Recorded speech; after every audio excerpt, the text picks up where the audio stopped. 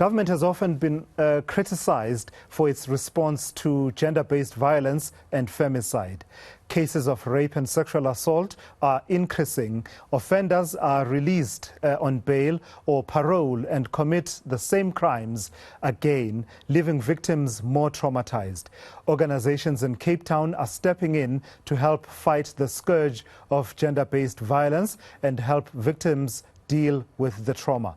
eNCA's Nobesuthu Hejana is with one of those organizations. She joins us now for an update. This is a conversation that is happening at the moment at the Gender-Based Violence and Femicide Summit in Midrand, Nobesuthu, but it's the lived reality of many organizations and communities, including where you are.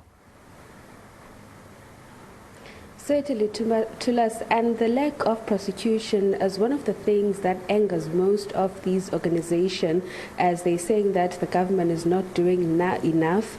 But I'm joined by Zinhle Kobeni from the Greater People of South Africa. It's an NPO in Cape Town that assists victims with paralegal advice.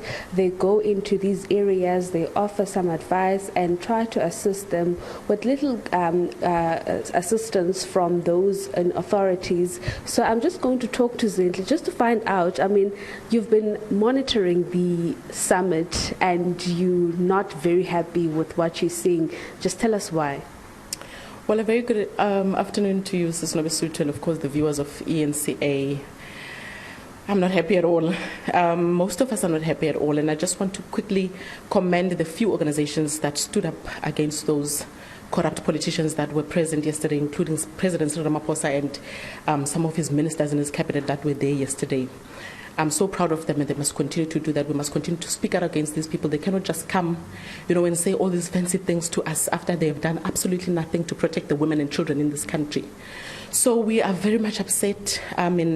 It's upsetting that 4 years ago it took civil society, and particularly women in this country, under the banner of, the total shutdown, to do something in order for the government to wake up and see that the women in this country, the children in this country are dying mercilessly at the hands of perpetrators whom the criminal justice system, continues to release on bail. I mean, why are rapists still getting bail?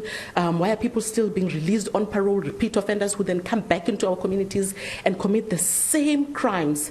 So we are very much upset. I mean, there's nothing to be happy about. And we're seeing the latest crime stats or the sexual offenses, the increase of 13%. I mean, it might look like a small number, but for the people who are affected by this is not good, and your organizations are fighting such cases. So in terms of what you're seeing, what needs to be done? What needs to be done is that we need a responsive government. It starts with government at the top. We need the responsive government, when I say Nobesuthu. We need police, visible police in our communities. This is what Abahlali are always complaining about on a daily basis.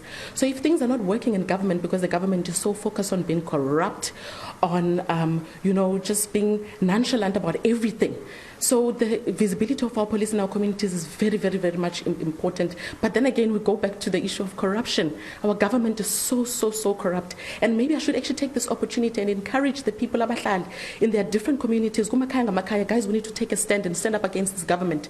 And as we head to the 2024 local, or rather general elections, we definitely need to make sure that we remove them from power, because we cannot continue like this. This country will not survive again another 5 years under the leadership of the ANC government. They need to go, and they need to go now.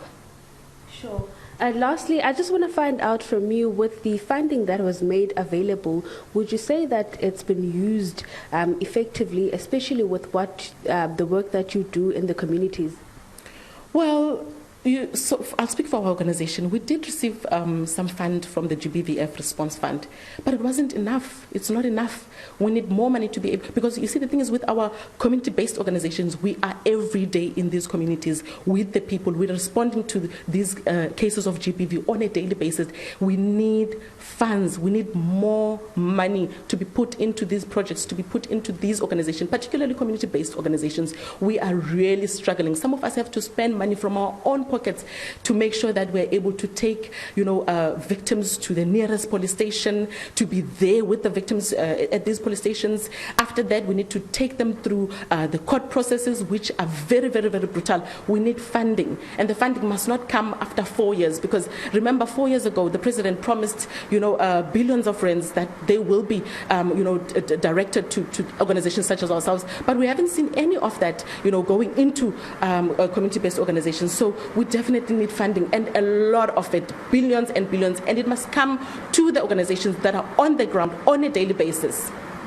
Thank you very much. Well, Tulas, that was Zinhle Khobeni from the Great People of South Africa talking about the funding that they need from the government, and saying that not a lot has been done to assist these community-based organizations that are actually doing the work, and those in the authorities, they need to relook at some of the structures on how they're actually monitoring, or rather doing their work when it comes to dealing with the issue of gender-based violence in the country.